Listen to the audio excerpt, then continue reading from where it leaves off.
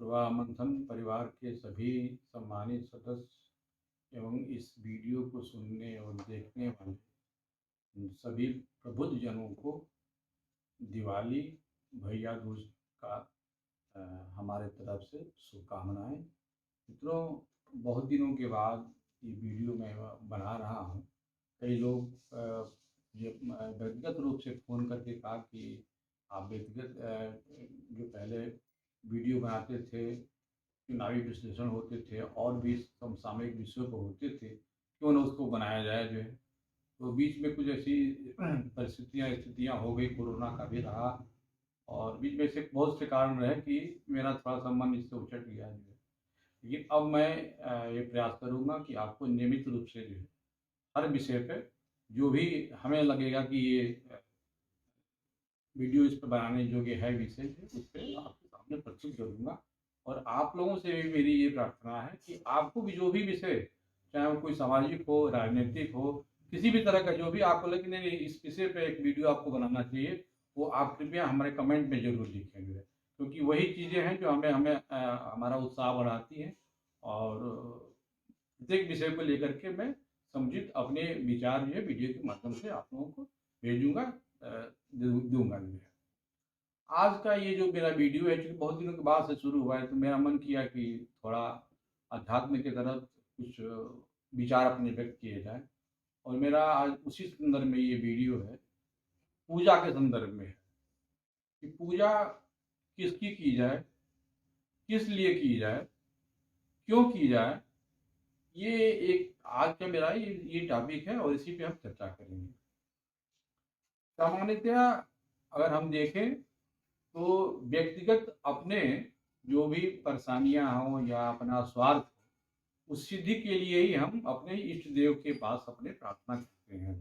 जैसे कि कोई अगर विद्यार्थी है, परीक्षा में सफल होना चाहता है, तो वो किसी भी इष्ट देवता के सामने प्रार्थना करता है, पूजा करता है और कि इसलिए कि भगवान हमें अच्छे नंबर दे, उत्तीर्ण हम हो जाए। कोई दंपति है जिसको संतान नहीं हो रहा है, वो संतान की प्राप्ति के लिए पूजा करता है जो है। कोई राजनीतिक महत्वाकांक्षा का आदमी है तो वो सोचता है कि हमें हमारे चुनाव में जो है हमारा टिकट मिल जाए, हमारा कद बढ़ जाए जो है। तो ये विभिन्न आयाम है जो है, जो हर आदमी अपने स्वार्थ सिद्धि के लिए ही पूजा करता है। तो मेरा कहना है, क्या ऐसे पूजा करना चाहिए?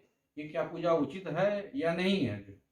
तो इन सारे प्रश्नों का उत्तर हमें रामचरितमानस जो तुलसीदास ने लिखा, उसके एक चौपाई में मिल जाता है। और ये है कि बुद्धिहीन तनु जानिके सुमिरहु पवन कुमार, बल बुद्धि विद्या देहु हरहु कलेश हमार। तो ये इस चौपाई में आपको ये बताया जा रहा है, तुलसीदास जी बता रहे हैं कि आपको पूजा किसकी की जानी चाहिए। बहुत उसके अगर सेंटेंस, जो दूसरा सेंटेंस उसको अगर ध्यान से सुनिए कि बल बुद्धि विद्या देह मोहि, बल बुद्धि और विद्या, तीन चीजों का स्मरण कर रहे हैं। और किस लिए कर रहे हैं? हरहु क्लेश विकार, यानी कि क्लेश और विकार, यही दो चीज हैं जिनको कि हमें हरना है, जिन पे हमें विजय प्राप्त करना है। और इन्हीं के लिए हमें क्या ईश्वर से प्रार्थना करना है? बल बुद्धि विद्या, ये तीनों चीजें वो मांगते हैं जो। वो कभी ये नहीं करते हैं कि हमारा भगवान जो है ये कोई काम कर दें, ये हमको उसमें सफल बना दे, ये उसका ये नहीं करते हैं। बस क्लेश और विकार को दूर करने के लिए उसका उपाय सोचते हैं कि बल बुद्धि विद्या, ये तीन चीज से हम ये हमारा ये चीज जो है वो क्लेश और विकार ये जो है ये खत्म हो जाए। क्योंकि मनुष्य के सारे जो दुख के कारण है ना, ये क्लेश है। आपको पता होगा कि क्लेश जो है, कुल ये बताया गया है कि 5 तरह के क्लेश होते हैं। जिसमें पहला है अविद्या, दूसरा अस्मिता, तीसरा राग, चौथा द्वेष और पांचवा अभिनिवेश। ये 5 क्लेश हैं। अगर ये क्लेश अगर दूर हो जाए, यानी कि ये जो एक तरह से देखा जाए तो इच्छा कह सकते हैं, दुख का कारण कह सकते हैं। जैसे कि हमें क्या कि ये क्लेश में जो पहला कारण था कि अविद्या, अविद्या मतलब हो गया अज्ञानता। हम जैसे मान लीजिए कि हम कोई वैभव, कोई धन मांगते हैं, ईश्वर से प्रार्थना करते हैं कि हमें धन मिल जाए, तो ये अज्ञानता है, क्योंकि सुख उससे नहीं मिलना है। हो सकता है कि हम जिसके लिए प्रयास कर रहे हैं, जिस धन के लिए जी जान से लगे हुए हैं, कमाने के लिए मांग रहे हैं, वही हमारे विनाश का कारण हो जाए। तो ये अज्ञानता है जो है।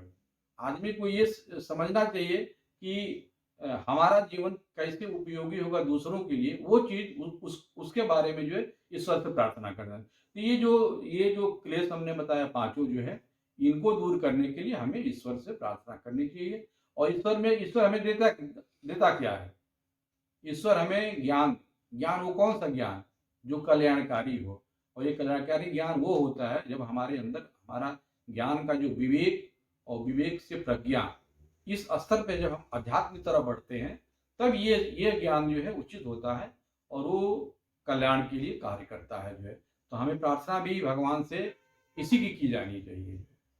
वैसे ही है जैसे विकार, विकार विकार जो है, अब विकार आपका जैविकी विकार हो सकता है। उसमें हम जैसे कि अगर कोई बीमारी हो, सपोज कर लीजिए कि हीमोफीलिया है, मान लीजिए कलर ब्लाइंडनेस है, यह विकार है, जैविकी है, इसको हम दूर तो नहीं कर सकते हैं जो है।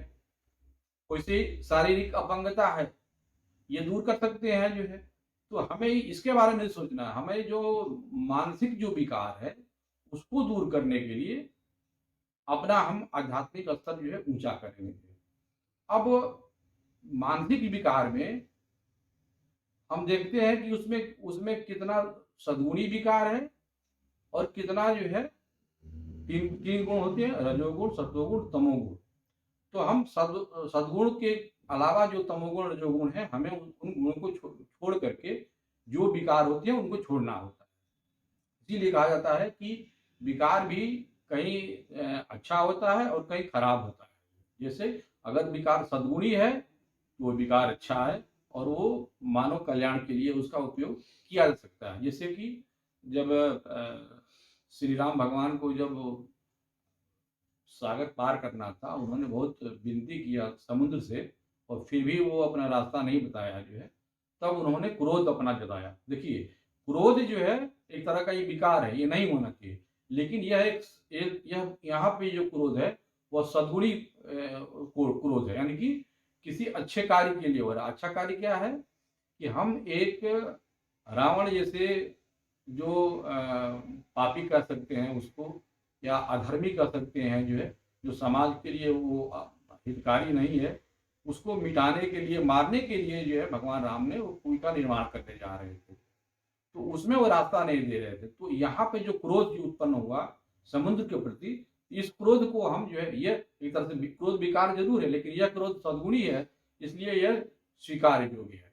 तो कहने का अर्थ ये है कि पूजा में जो भी हम ईश्वर से प्रार्थना करें, वो वही प्रार्थना करें जो समाज के कल्याण के लिए हो, और स्वयं के लिए जो क्लेश और जो विकार का हरण कर सके, वही चीजें हमें प्रार्थना में मांगनी चाहिए।